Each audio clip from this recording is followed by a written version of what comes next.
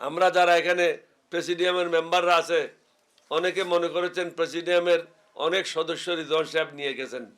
প্রেসিডিয়ামের সদস্য তো দূরের কথা, আমার কোনো নেতা কর্মী তার সাথে যায় নাই।